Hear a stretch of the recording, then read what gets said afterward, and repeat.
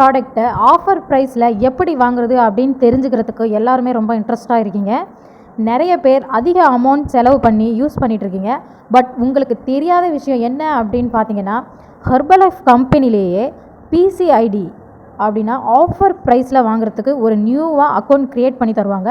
அந்த அக்கௌண்ட் உங்களுக்கு வேணும் அப்படின்னா டிஸ்பிளேல தெரிகிற என்னோட நம்பருக்கு கால் பண்ணுங்கள், நான் உங்களுக்கு க்ரியேட் பண்ணி கொடுக்குறேன்.